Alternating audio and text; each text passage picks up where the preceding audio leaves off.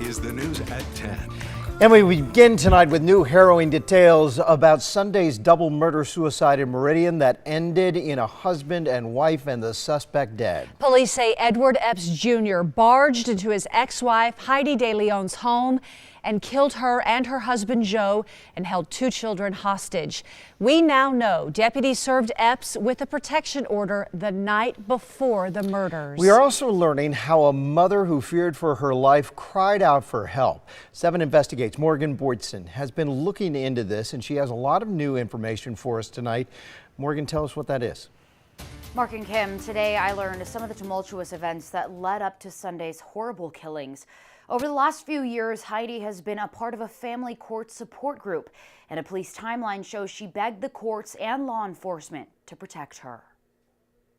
Court records show Heidi De Leon filed for divorce from Edward Epps in 2011.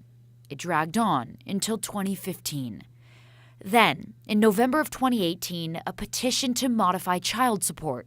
A meeting was set for the end of January. So what happened that led to Sunday's horrific attack? Meridian police say in March, an officer met with Heidi about alleged threats Epps made toward the kids. Police say they couldn't substantiate a crime and told her to get a protection order or change custody. December 28th, a Meridian officer was sent out to the De Leon home, again over threats. Meridian police say they told the De Leons to contact Ada County Sheriff's Office since the threats were made in the county. The Sheriff's Office took a report and sent it to the prosecutor for charges, according to Meridian PD. The next day, officers were sent out again because of a child custody dispute. Police say Epps was there for his visitation with he and Heidi's daughters. Officers told him to leave.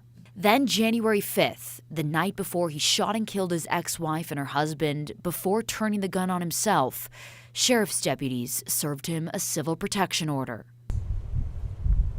My heart right now is with her kids. As Heidi's confidant revealed, Epps told one of his daughters last month he was going to do this very thing, and she wrote about it in her journal. Her dad had actually made a threat on Heidi's life and Joe's life, and she put it in writing. Which advocacy group One Mom's Battle founder Tina Swithin says prompted Heidi to get the protection order. If you are finally successful in obtaining a restraining order, which can be really difficult, there are individuals like him who, that can be the final piece, the final trigger that sends him over the edge. Heidi reached out to Swithin in 2016, fearing her family's safety. She had some very serious concerns about his mental health.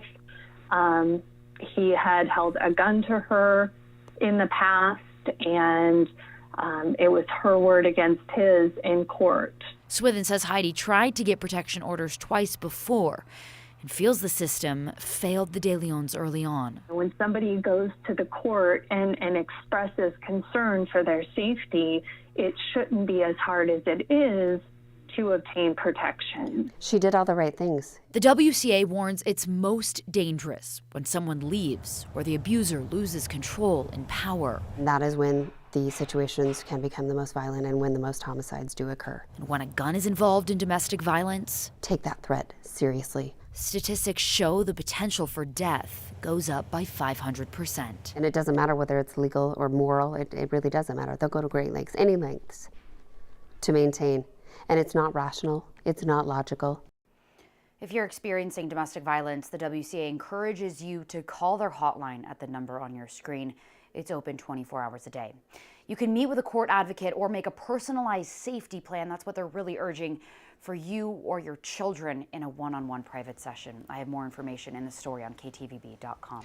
Morgan, Heidi's friend Tina said that she believes the system failed the De Leons. What did Meridian police say to that? Yeah, Kim, I asked Deputy Chief Tracy Basterche if he feels they did enough to protect the De Leons, and he said, based on the initial information, yes, but they'll intensely analyze the case to see if they could improve on anything. And he says they'll also look at this from a multidisciplinary standpoint to see if there are issues in the system that they can affect in a better way.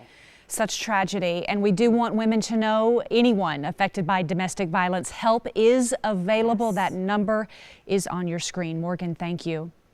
A high school classmate, meanwhile, of Heidi De Leon's is organizing a candlelight vigil, and the community is invited to attend. The candlelight vigil will be held this Friday, January 11th at 7:30 p.m. at Nampa's West Park near the pond. The classmate says they will be collecting gifts and necessities for the girls.